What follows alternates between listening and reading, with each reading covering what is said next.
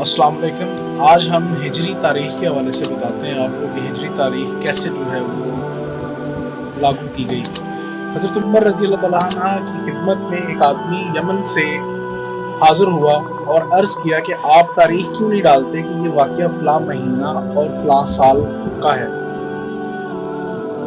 حضرت عمر رضی اللہ تعالیٰ عنہ نے فرمایا کہ نہیں، ہمیں اس کی ضرورت نہیں ہے، اور وہ پھر آدمی چلا گیا۔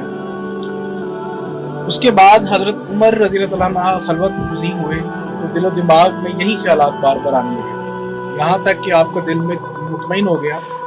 تو آپ نے مہاجرین و انصار کو ایک جگہ جمع کیا اور اس یمنی آدمی کی بات پیش کی، پھر ان سے ایک سوال کیا کہ تاریخ کا آغاز کہاں سے ہونا چاہیے۔ ایک طویل خاموشی چھا گئی، کہیں سے ہلکی سی آواز آئی کہ رسول اللہ صلی اللہ علیہ وآلہ وسلم کی وفات سے آغاز کیا جائے۔